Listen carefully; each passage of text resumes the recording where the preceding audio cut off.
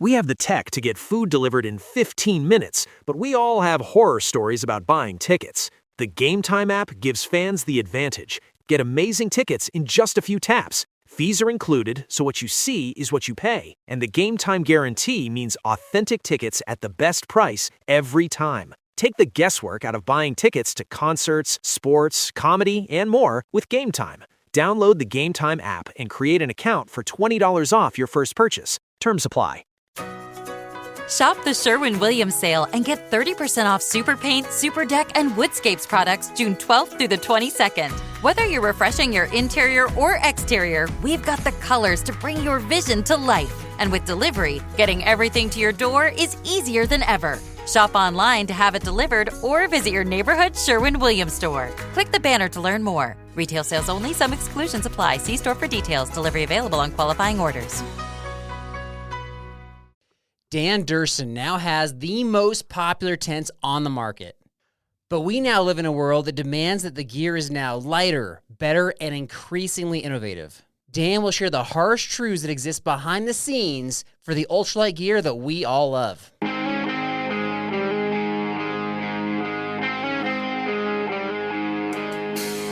Welcome to the Backpacking Blisters podcast. We are tips and tales with a sense of humor. This episode is brought to you by Enlightened Equipment, makers of the ultralight gear that won't disappoint. Check it out at enlightenedequipment.com.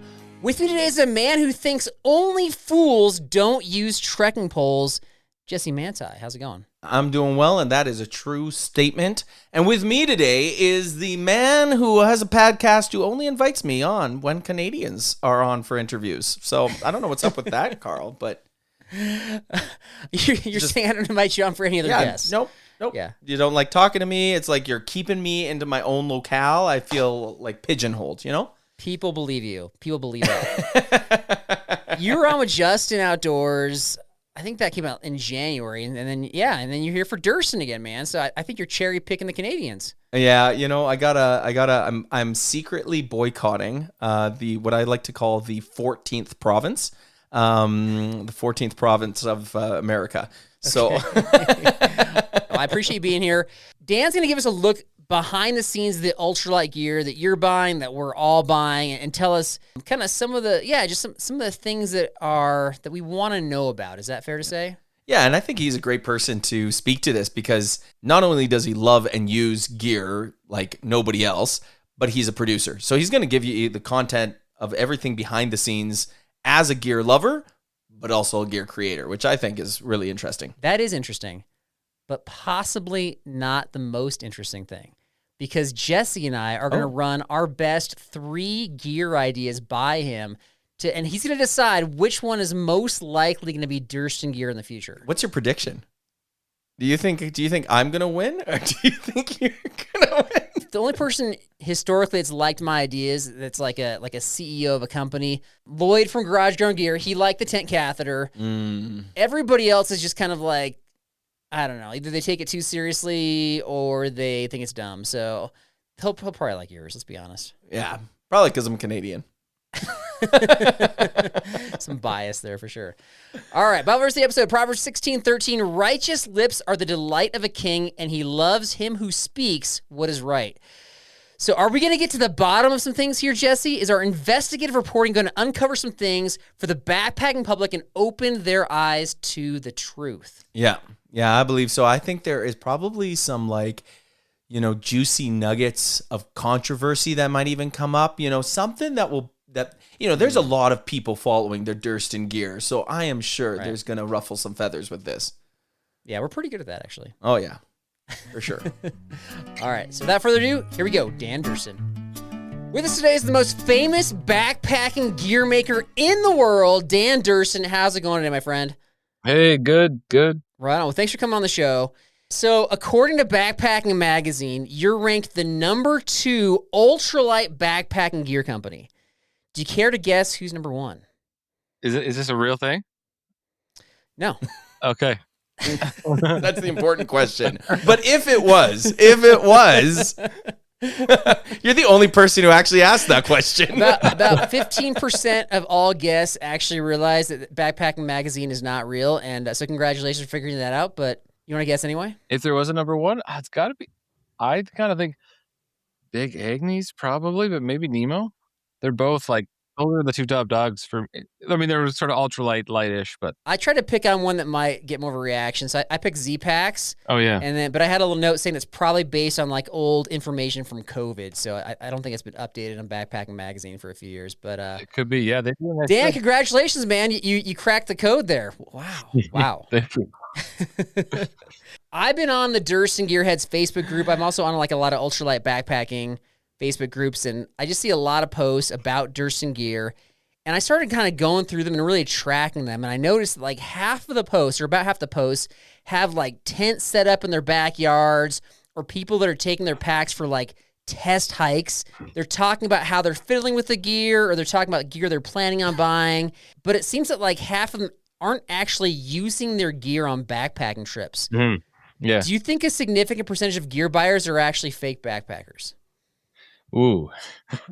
Especially Durston Gear. Specifically Durston Gear, yeah. So in general, first, I think that a lot of people definitely don't use their gear very much. Oh, Wow. yeah, I'm with you. I'm I believe aware you. of like other companies, other industries where you might have a product problem that kind of anybody who actually uses this gear for any sort of amount of time is going to notice this. For example, I had a mug with a click-on plastic lid, but the lid expanded when it got warm. So if you put a coffee in here, the lid expanded and got loose, and it would just pour straight on your lap. And you're just like, you literally, it's a double wall insulated mug where you literally cannot drink a hot drink out of it. But nobody uses it to test it. So nobody knows. Either the company is completely obtuse to feedback, or 90% of people either don't use it or don't have a channel to share that feedback, because if this is a functional feedback loop, that shouldn't exist. Wait, are there a lot of mug YouTube channels you think out there? It could be the next niche. There you go. Oh, are we getting some like behind the scenes Durston Gear? The Durston mug. I have this is the mug I bought to replace the one that leaked. I was just so fed up with it. I bought it on a road trip. The first drink, I was like, what? And then I couldn't return it because I was like 200 miles away. This is a Snow Peak one. They do a nice job. So those would be armchair coffee drinkers, coffee cup buyers, but are there armchair backpacking tent buyers? Are there people just setting up their tents in their yard just to look at, to make a collection? There's a little bit of that. I think the main thing that you see, though, is what I might call an aspirational hiker. People that are stoked about the gear. They're too busy to really do all the rad things, but they at least want to have the gear so they're ready. And they are probably planning a few trips that year, half of which might get canceled for bad weather or whatever.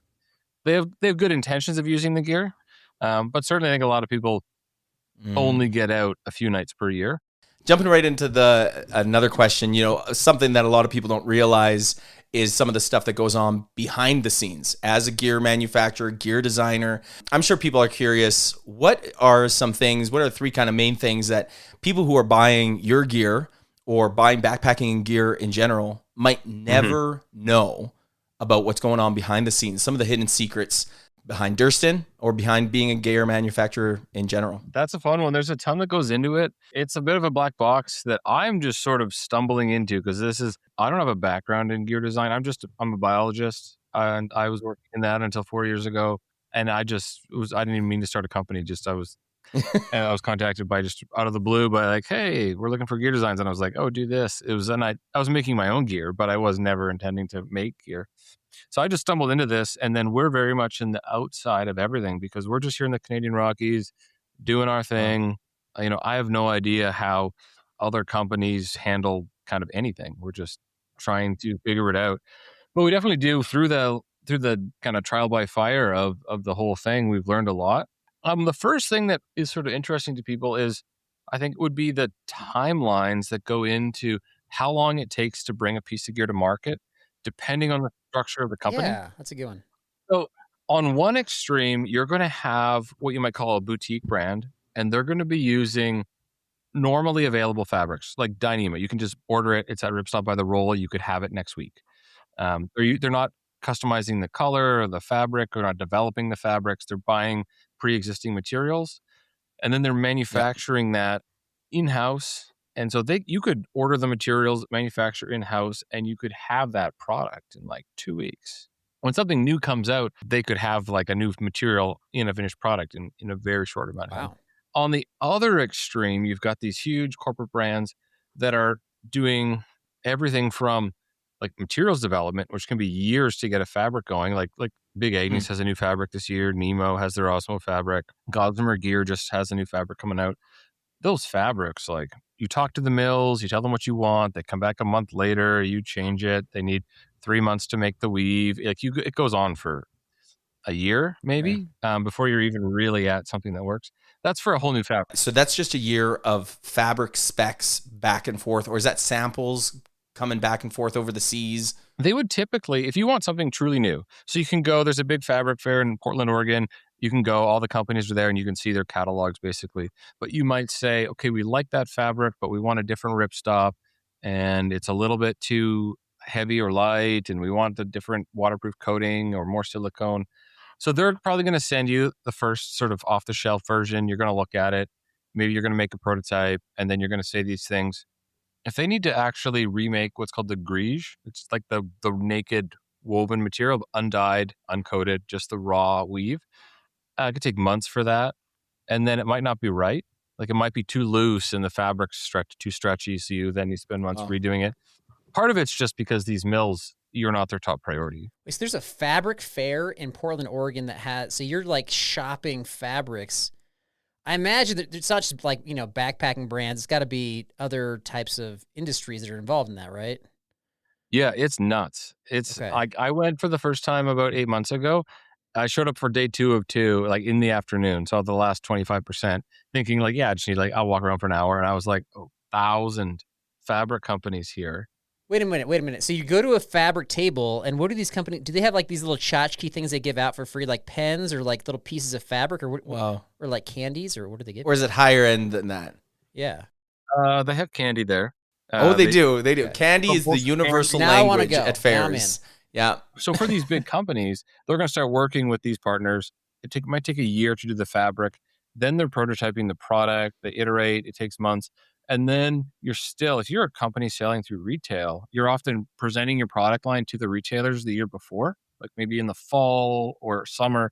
You might present this summer for next summer so that you can see what they like, order the production from your factory and actually have it for the next summer.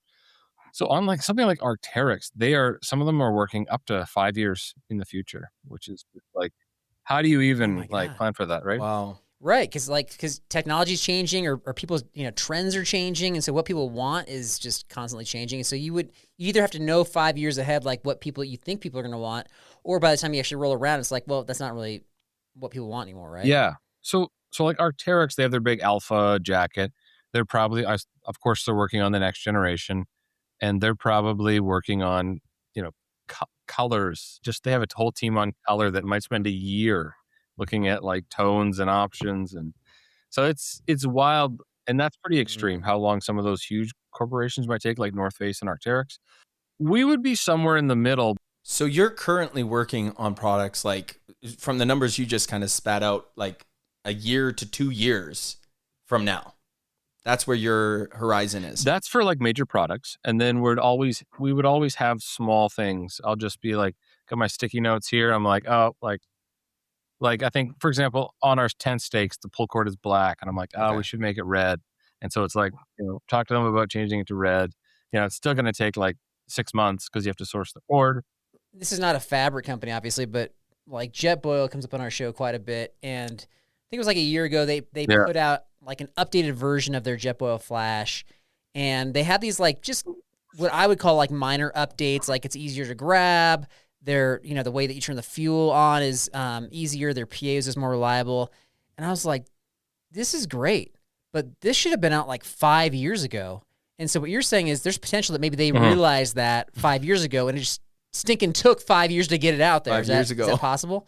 Sort of. Like 5 is a long time. Okay. But there's only a certain pace that you can do things because you ask somebody to make a 3D mold, they need a month. You ask them to change it, they need a few weeks. This begs a question. What was a change or a development or something you did that you like, maybe it was something that was wrong, maybe it was something just a little improvement that you were like, you had to wait. And as the guy behind the scenes, you were just like, oh man, this is taking so long. I want it fixed, or I want it done Trying this your way. patience. What was the thing that most stood out to you? I'm pretty impatient, so anytime we have a new change, I'm pretty excited. And I'm like, really? Like, oh man, it's going to be like that long? One that didn't work out is actually, this is a really cool zipper from YKK because it opens. So you can actually open this slider, take it off, and you can put it back on and click it. So it's that easy. Oh. This would be so cool for 10 repairability. When someone damages the zipper, it's just got a little toggle. And I was like, this is amazing. Like, let's get them on all the zippers. And you can get too excited and impatient where you're like, fire up the production, order the zippers. You got to test this stuff and make sure it works. And this is one where it doesn't work because if you put too much sideways strain on it, it pops off. Oh. We did a small fleet on the PCT, got some hikers to test them out. And they're like 90% great, but it's a super bummer when you're just closing your door and your slider goes like in the dark and you lost it on the ground or something. Wow. That was one where I was excited about get it in there. And I was like, no, it's not quite ready. So for future gear makers out there, number one harsh truth is you just got to be patient and things just take a lot longer than possibly expected, maybe like a really long time. All right, that's a really good answer and insightful. So, okay, what's number 2 on your list? Yeah, so number 2 follows from the first one, and that is that people will think that supply constraints are sort of a ploy to manufacture demand. We get this feedback a lot because our stuff's sometimes sold out, especially in the COVID era, but still to this day. Right. When you're coming out with a new product, you're dealing with unknown amount of interest and these really long lead times. Like, even if it's finished, it's still about a year to really do stuff at scale. If you launch a new product, you don't want to overshoot and end up with a bunch of inventory you can't sell. So you play it a little safe. You try to mostly meet the demand and take a guess. And then it's going to sell out. And then you might have to order a bunch more, or maybe it demands double what you thought. And now you're like, okay, quick, order more, but it's going to be a year. So a good example would be we launched the X-Dome 1 Plus in November 2024. So that's a year and a half ago. And we launched it in November. It sold out really quickly. Basically anything we got last year was basically already ordered at this point. So we ordered for November and maybe it was February and May, and we had 4 more orders coming. But you don't want to commit to these huge orders when you don't know if people are going to like it or if there'll be any issues or anything like that. So when we actually start to see the data on how much interest there is and things like that, then we're like, okay, we'll increase these orders, but that's not really going to start showing up for about a year. And you'll see that with other companies too, like Gossamer Gear right now. I know they're doing a big update on their tents. Okay. They got the new freestanding tent and the 1 and the 2. I think they wanted to have them launched. I don't know what's going on behind the scenes there, but you can tell that there's some frustration because they ran a holiday sale on the old model and they were making room for the new stuff. And now they're emailing we're sorry, it's coming. And now I think it's June. So there's maybe 5 or 6 months there that just went away, right? It could have been fabric didn't pass quality, and so they had to remake it, or somebody ordered the wrong stuff, or they ordered the tents and forgot to order the poles, or the factory just took a big order from another customer, or it's just so complicated.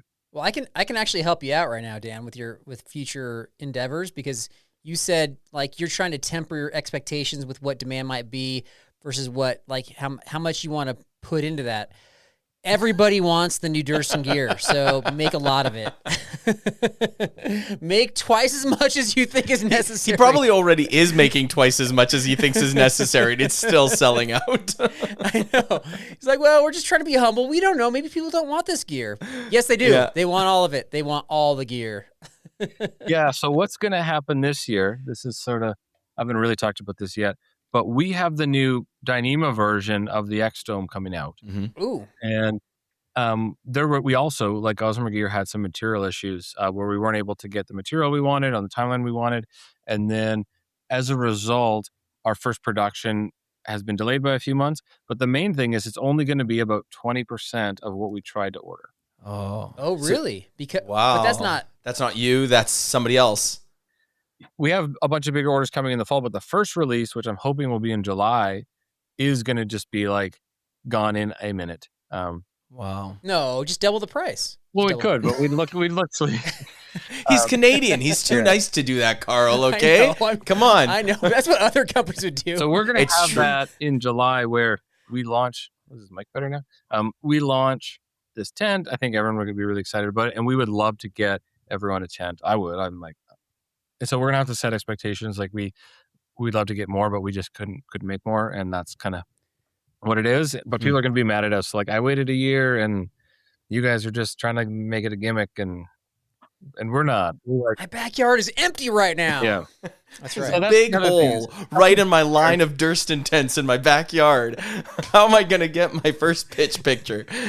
Yeah. No, that is interesting, and that explains something. Like I've seen companies before, and you've always been pretty good at this, where you won't really promote publicly what the next product is until you're pretty close to you have a firm launch date. But I've worked with companies and know companies in the past where it's like, hey, and they do the promotion really early on, and then it's just delay. Oh, hey, there was a few quality control issues, delay, and it's like, man, 2 years later, and I've thought before, like, man, it must have been a total wreck. Like they must have made a huge mistake. And no, it's possible it was just two small things could put you back 2 years. Yeah. Maybe something just doesn't actually work. There was a climbing company, I won't say who it was, but they did a Kickstarter for a pack, and everyone was really stoked. They had pro climbers, all this, and they're a legit company. You can go buy other stuff from them. But this was, I'm pretty sure it was more than 2 years ago that these Kickstarters were supposed to ship. And they're still, I got a buddy with a pre-order. He's still like, where's that thing? Like, So that's the second one. Companies are trying, and Okay, so it's not always price gouging and trying to pump up demand. Like there's just truly issues behind the scenes that people aren't aware of that could cause supply to be lower than what we think. And this is gear that's kind of simple. Imagine like what a car company deals with like 10,000 parts, and then like some belt is missing and you just can't make cars anymore. Or electronics. There was that microchip shortage, I guess, with cars a couple of years ago. I'm sure they were just like the whole production line's idle because some silly little thing's missing. Just little thing. Yeah, for sure. That's really interesting. All right. Number 3, last one, what you got? Yeah, third one is how about product quality and how that will change with scale.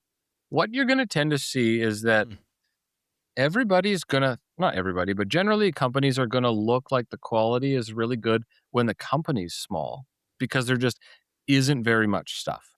So for example, a pack company might make 50 packs, a small company, just like somebody building in the garage. Even if they had a major problem where like 5 of them are going to break, those 5 people are probably going to email the company. They're going to work it out. It's going to be sorted out, and you'll probably never hear about anything. People will, all the rest of the internet won't know how many packs were made. They just heard about this. They didn't hear about any problems. It sounds like it's dialed in.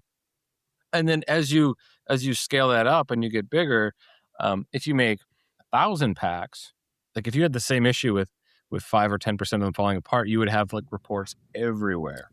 You actually have to be improving your quality quite fast as you grow, just to sort of keep the same perception.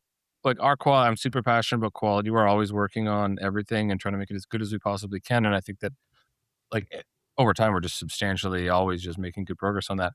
But as we sell more stuff, people might start to see, I see more reports of this or that, even if it's not really quality, if it's just people happening to break stuff.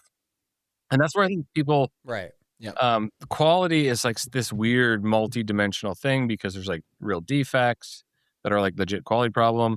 Then there's just like users making mistakes. And then there's all sorts of user error. There's user error. And that's a weird one. It's kind of a trigger word. I try not to say that, but kind of what it is I think on our responsibility side is designing a product without defects. And on the user's responsibility side, there's user error. There's also things like animal chewing their tent. It's not their error. Like they didn't do something wrong and have a bear swat it or something like that. But it's still essentially their responsibility in that it was in their. Why are you making such delicious tents, Dan? Come on. It's enough. We had 2 bear attack. Like nobody's in the tent, but on the PCT, one was on the PCT, but substantial bear shreddings of tents recently. That's pretty extreme. So people are going to understand that's obviously not the company's fault that a bear swatted my tent. But there are other forms of damage that might happen. Just like a squirrel chews some hole in the pocket. Like we've seen that. A squirrel chews a hole in the pocket. We can tell something chewed it because a whole circle is missing. But people that are maybe less experienced Yeah. don't understand that, and they email us and they're just like, "Oh, it fell apart. Like, what bad quality?" And we're like, A you know, hole something, appeared. something happened here. A hole has appeared. And then Yeah. there are things that are kind of in the middle where it's not really anyone's fault. Like material durability is a big one. We're trying to choose a durability Right. trade-off that's about right for the target market, but somebody might be the right fit for that durability trade-off where they do that, but still get unlucky and have some damage and be upset. Or they might not be the right fit for that material where they do car camping and treat their stuff pretty hard, and it never really was a product that the trade-offs were aligned with what they need in a product. And then it's not like we did something wrong, and it's also not like they did something wrong. There's just a misalignment in what the product is, combined with maybe a bit of bad luck. And all of that sort of gets boiled into quality. So kind of what I'm saying is that quality is really complicated. As you get bigger, it's going to, even if you're doing a great job, and especially because we have such an engaged online user group, especially like you talked about all the first pitch photos, but it's the same thing. If anyone has a problem, they're going to come and share it. So we use like the same zippers as basically every tent brand. We use the same like DSC tent poles as every brand. But if somebody breaks one, a good example would be last year we shipped out a whole bunch of tents, and 2 people in the same week happened to break the poles when they were doing their first setup. And we shipped a lot of tents. There was over 1,000 tents shipped that month, but 2 people happened to report it in the same week. These are DSC tent poles. They're like the exact same as like all the other brands. But I don't know what happened. The one person even said it blew away. The other person just sort of didn't know what happened. Like there's no defect in the product, but when you have a tight-knit community and there's like rapid fire reports on a lot of stuff, that's where the perception can detach from the reality because people don't have a real context for what happened or how many tents are out there. I just hear about some issues. And that's a challenge of social media. Yeah. And you get called on. Like I vaguely remember, I'm not sure if it was that post or something else, but something similar where it's like, I remember somebody specifically tagging you like, Dan, what do you have to say about this? This is the second time I've seen this week. What's going on? And you're like, well, there's been 1,000 people who have set this up. It's a non-problem, but you can't go on there and be like, yeah, it's not an issue. Suck it up. Deal with it. Sucks. You know, you can't do that. But in some ways you're thinking probably in the back of your head, this is a non-issue. Or I remember, again, early on, somebody was preparing for a big, important trip. And yeah, I can't remember if it was her dog or a deer or something, like totally trashed their tent. And I remember somebody calling you out and saying, are you going to give them a free tent? Like, you're going to replace their tent, right? I was like, this isn't his fault. But like, you're so accessible to the community. Big Agnes doesn't have somebody reaching out to them being like, hey, I'm about to go for this lifetime tent and my dog chewed through it. Would you give me a free one, please? You know? Yeah. I think like the best example of that really is the Easton tent pole issue. Easton makes these carbon poles. They glue in these aluminum joints into the end. The glue wasn't that good, and so it could come out, but it never really got to a critical place of attention, even though big brands, like kind of all 3 of the big brands were using it for at least 5 years. Never really got to a critical thing, but then we get a community of people that are all talking to each other, and I heard this, you heard this, check yours. And all of a sudden, in a matter of weeks from us using the same product that everyone else was using, it's this big attention for us. Right. And we don't mind that. Like, I don't love it if people think that we're like not doing a good job because we're trying really hard to do a good job. But there's a lot of good that can come of it. And in that case, we worked with Easton. They did a total revamp of their glue.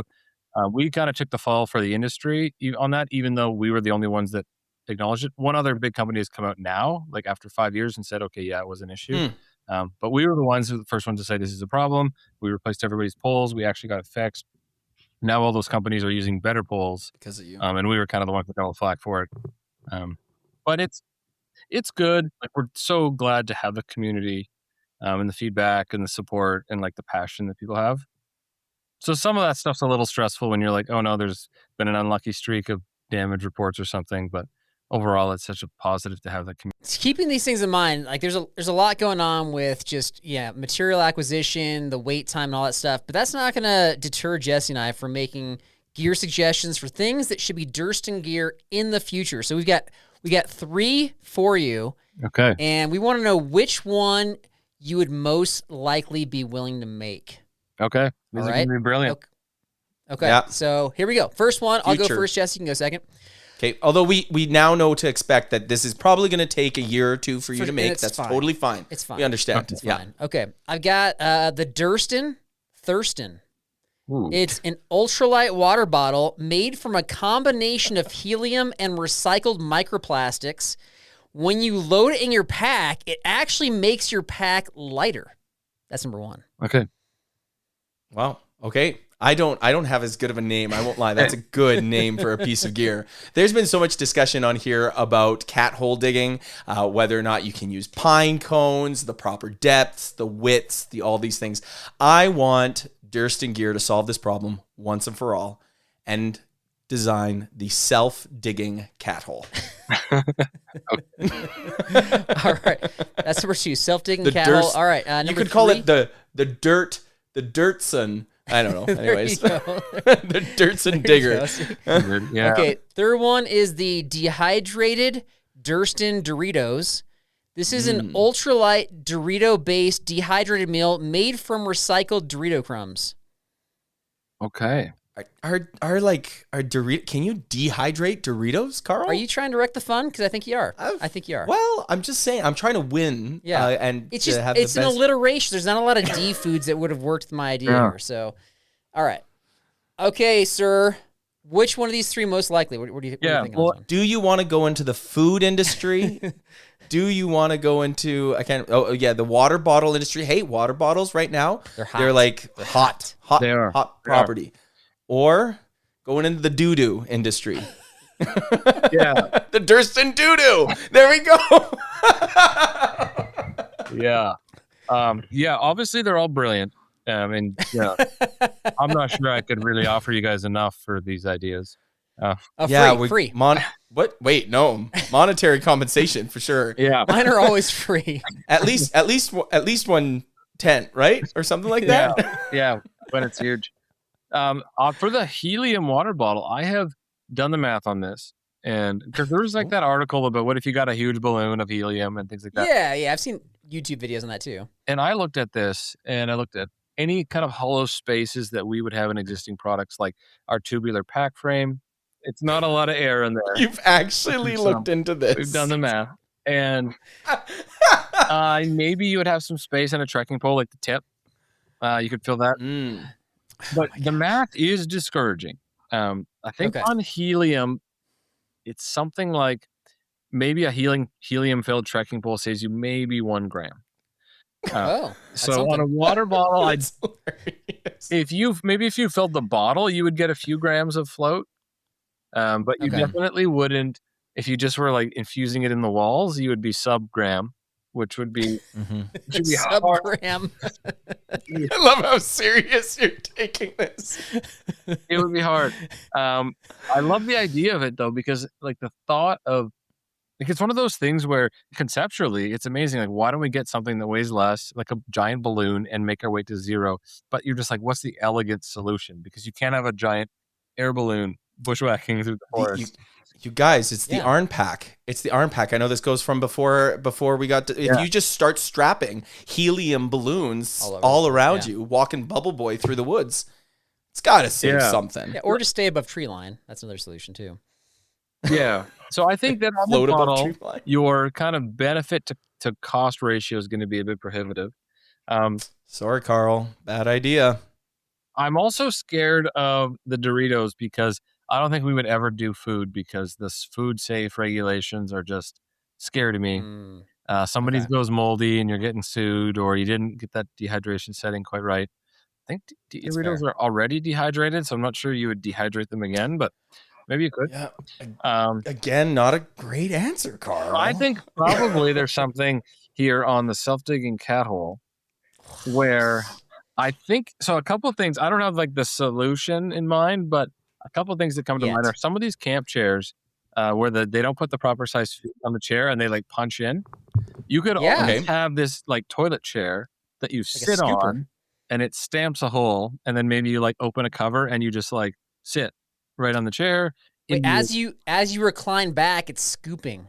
So some sort of chair, hole digging chair That's genius. That's better than our ideas. Yeah, that's good. That's pretty good. A hole digging chair. So you sit there, you relax, it digs the hole for you, and then you get up and walk away. You get up, you walk away, and there's none of this, like all the problems that can happen when people try to poop in the woods when they get up too soon or some of those other things. You get that dialed in. It could maybe poop with first principles. Yeah. That's what this is. Yeah. You guys. If you want to make a trap door on the chair, then you got a chair toilet scooper thing. So it's got kind of three things going on. Yeah, the door could swing down and take a scoop as it goes, and then yeah, that's true. That's true. All right. Well, thanks for considering those. You gave us something to think about. Yeah. All right. So we've got what we call our summit answer. We got the final question coming up that we're very interested in. You've alluded to some things about it, but we want to hear about the gear, some of the gear that you're working on. So this summit answer is brought to you by Summit Something.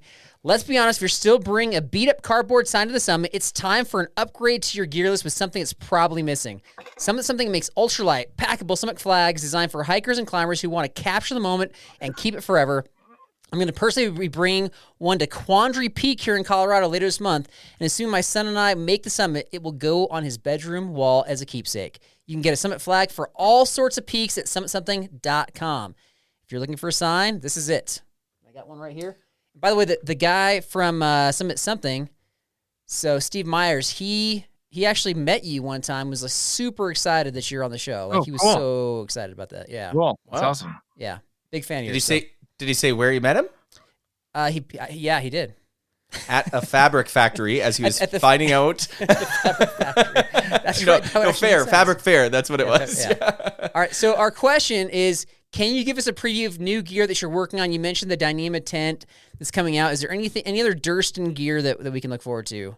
Yeah. So as I mentioned, the next big one's the Dyneema X Dome Pro 1 Plus. I'm excited about that. It's so cool. A kind of a fun fact related to that I didn't even realize until pretty recently was that I actually built the world's first Dyneema freestanding tent back in 2009, just as a fun little. I was a ski bum in my, this is back in my make your own gear days. The people were making tarps and stuff, and I wanted to make a freestanding tent. So I built this one in 2009. Wow. And rocked it for the season and didn't really understand that at the time. I think it was the first one in the world? Yeah, Terra Nova in 2010 or 2011 came out with the first commercially available freestanding tent. And then, this is kind of circles full back to the fact that this is that boutique production where I order the materials and I make one, and they're probably working for 3 years to line things up at the factory. But yeah, it was the first in existence Dyneema freestanding tent. Wow. So this pro version of the X Dome is really a full circle for us, where now we're actually making that with the company at its scale and a little more and way more polished product. But it's actually that's cool. Found a fun piece. That's super cool. And then that is super cool. We're working on for other stuff. Everything's a bit further off, but we are sort of two kind of hints or components that I can give is that the one thing that's been really fun for us lately is working on injection molds. So we are actually able to design parts from nothing on the computer to now that we have a little bit more size, we can actually, because some of these molds are thousands of dollars, but we can actually do the SolidWorks and the Clo, and we can do these things, all the computer stuff, design the part, and then one of them's the basket, but we're working on a bunch of stuff where it's a pretty fun phase for us because we're not just having to with buckles or with tensioners, all that you're kind of picking from catalogs, and now we're saying, hey, we can dream a little bit more and actually make our own parts.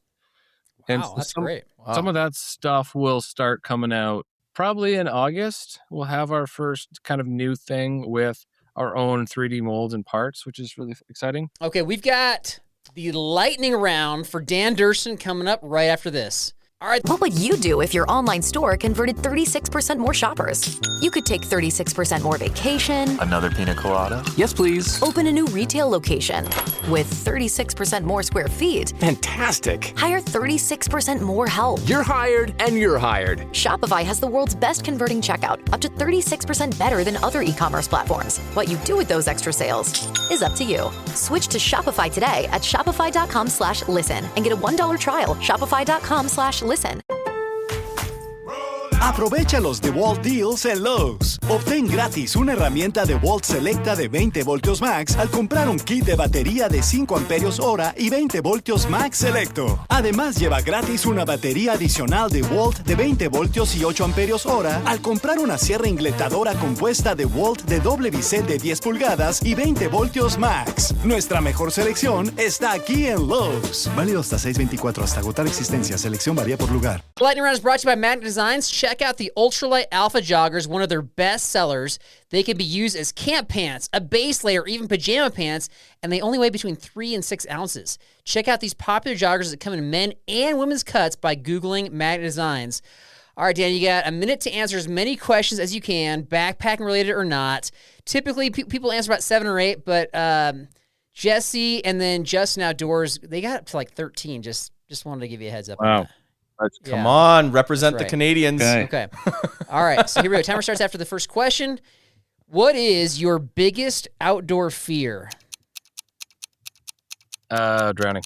Best long distance trail in the Canadian Rockies. GT. A bad habit you'd like to break? McDonald's. Are tent ground sheets worth it? No. A trip on your bucket list? It's got to be the Brooks Range in Alaska. What's the most valuable thing you found on trail? A pair of Oakleys. Still got them. The most plausible conspiracy theory out there? Not many of them are Bigfoot. What is a piece of gear you no longer bring on trail? Oh, I can't say this, but water purification. What is your favorite trail snack? Oreos. What is your favorite flavor of bagel? Everything. And time. Dude, that you did well. How many did you get there, Jesse? I think we got 10 there, right? 5. Yeah, I got 5, 10. 10. Well done. Jesse, you threw some softballs in there. What was the question? His favorite Canadian trails? I got to represent the GD. What kind of question is that? Favorite long distance Canadian trail. There's a couple, but it's like how many long distance Canadian trails are there? Okay, and then all right, Jesse, what was something that stood out to you? Brooks Range. Oh yeah. Well, I was thinking for me Brooks too. Range. That's the dream trip. It is, and I've been so close to going a couple times with Skirka, and it didn't work, and almost went to the Alaskan Classic and didn't make it, and one day. Carl, anything on your end? I've got one last one. Anything on yours? Well, I don't know. Dan just comes across as like you analyze a lot of stuff, you know a lot of stuff. So I guess it's very surprising that you eat at McDonald's. It's true. That's actually. I mean, you should. I was drinking the McDonald's. When It's true. You're right. Yeah. So like, are you getting like the Happy Meal with the toys and stuff? What are you getting? I usually get the chicken sandwiches that have the actual breast. Oh, see, okay. So you think that's real chicken? You're saying? That's what they say.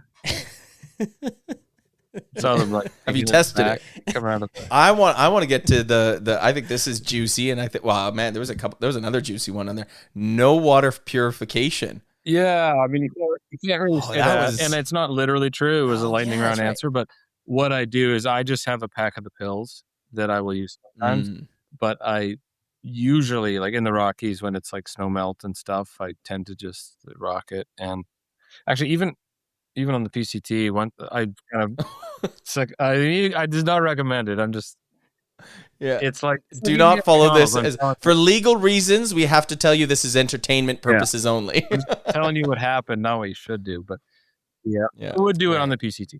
And then what I'm doing. Okay, fair enough. I do want to give you a heads up. I am going to change the title of this episode to Dan Durston Believes in Bigfoot. Is that all right with you? That's fine, yeah. Yeah.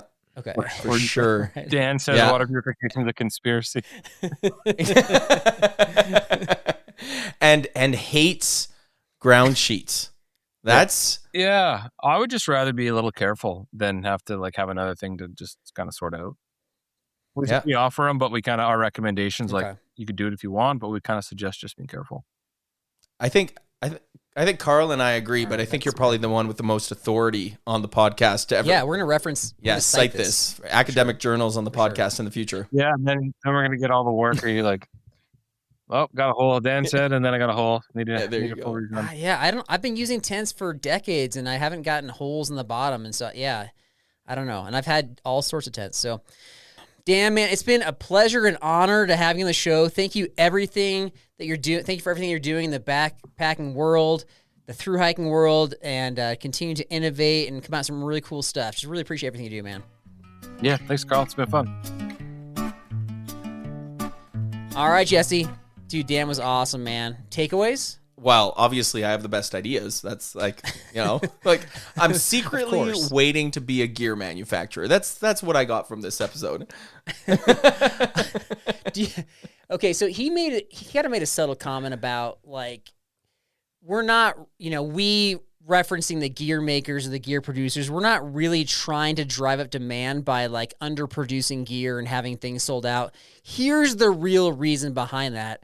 So my thought was like, do you think people are like conspiracy theorists believing that these gear companies are driving up demand by underproducing? Oh yeah. Yeah. I mean, I think people are probably, especially when you want something so bad, Carl, like, how are you not, and you're around a whole bunch of people who want it too.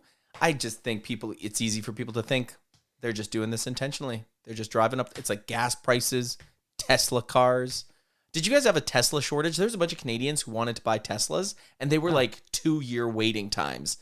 Oh, wow. Yeah. Okay. Oh, so same thing. You're in a different tax bracket than me because I'm a teacher, so Tesla's not really on the agenda. I am not buying a Tesla.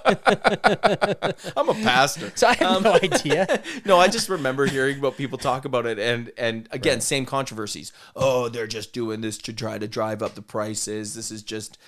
so I'm sure he gets that all the time. And there's so many people who are following his company. I would be more likely to accuse these companies of price gouging than creating like false demand. And not saying Durston does that because like his prices comparatively are very, very reasonable. But just where companies are like, you know what? We're just gonna raise prices like by 50% for no reason. Yeah, because we don't have the supply. You guys understand it? Yeah. No, I thought that was some really interesting behind the scenes information of just the process and how like one thing goes wrong, 5 steps in, you've got to wait another 6 to 10 months. Yeah, for sure. Speaking of the price gouging, I'm trying to get one of the founders of Big Agnes on the show. I think it's going to happen. And I'm going to like subtly accuse, maybe not, I don't know if he's in charge of the like pricing of products, but I'm going to subtly accuse him and his other like tent manufacturing folks out there, like fellow gear makers of price gouging the tents. What do you think about that? Yeah. I think gear in general has just gotten so expensive. You think it's just tents? Yeah, well, I mean, like all the gear's going up, of course, but like tents skyrocketed. I mean, I've shared this theory a couple of times, but so what happened was a few years ago, I reached out to Zpacks and I tried to get one of their duplexes. I was like, hey, I'd love to test this out. I'd love to talk about this on the show. Do you have a duplex? And they're like, we can't keep these things in stock. Yeah. Okay. This is before the prices went up. And at the time, I think that the tent cost $600. I was like, you can't stinking keep a $600 tent in stock. And I think once that became other companies were like, wait a second, people are willing to spend $600 in a tent and that's selling out. Well, then we can increase the prices of our tent. This is my conspiracy theory. And so tents weren't improving their products, but they were significantly increasing their prices to the point where even like REI tents almost doubled in price. And I'm like, these are cruddy tents. These are not very good at all. Why would you double these in price? And so that's my conspiracy theory. You think they're colluding with one another, purposely releasing less tents so all tent prices go up? I don't think they're releasing any less. I don't think they're colluding.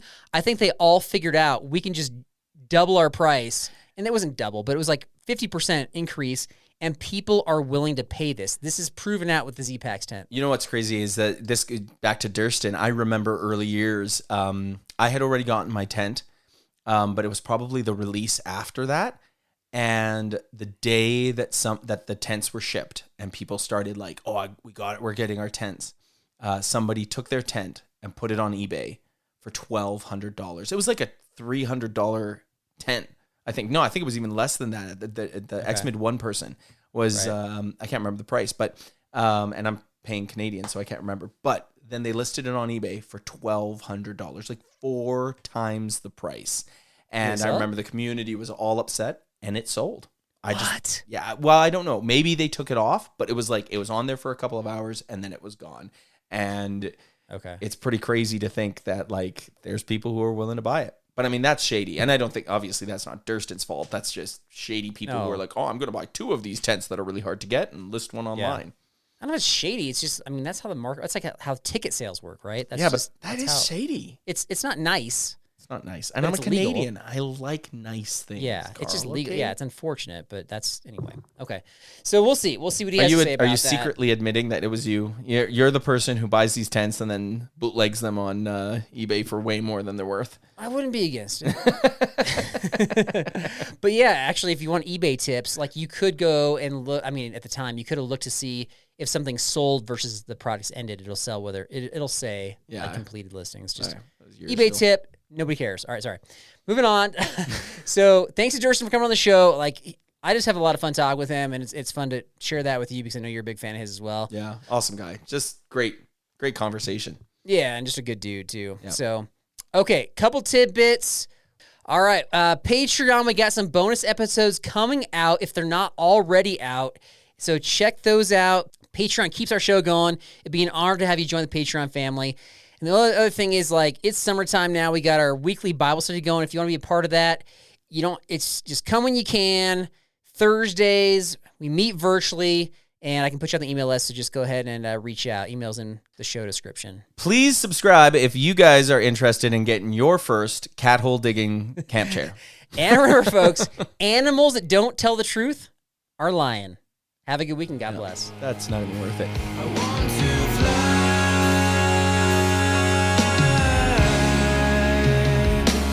around the world. Well, backpacking and blister fans, this here is Rock, and I'm welcoming you to the Old West. We got a church back from 1850. It's got swinging doors because we don't do saloons around here. And we got 2 strangers walking down Main Street, about to face each other off. Currently, 7 citizens looking out their windows. The rest of them got them windows closed up. There's about to be something going down right in the middle of this here town. That's right. We've got Dan Durston sporting his new D-squared Chupacabra 31. Never heard of it? Dan hasn't invented it yet, but he's on it. Look for it all in due time. Then we've got right over here a representative from Outdoor Vitals, a no-name that's about to be a famous name. Just, I don't know his name yet, but all in good time it will be. And he's sporting the Outdoor Vitals Sasquatch 350. Outdoor Vitals Sasquatch 350, you might be saying. That's right. It's not around yet, but it's a-coming. Ladies and gentlemen of the Backpacking and Blisters family, you're about to witness the Backpacking Wild West Showdown. Aprovecha los DeWalt Deals en Lowe's. Obtén gratis una herramienta DeWalt Selecta de 20 voltios max al comprar un kit de batería de 5 amperios hora y 20 voltios max selecto. Además, lleva gratis una batería adicional DeWalt de 20 voltios y 8 amperios hora al comprar una sierra ingletadora compuesta DeWalt de doble bisel de 10 pulgadas y 20 voltios max. Nuestra mejor selección está aquí en Lowe's. Válido hasta 6/24 hasta agotar existencia. Selección varía por lugar. If you like the show, please take a moment to rate, review, and subscribe. It really does help the show to grow. Thank you for listening.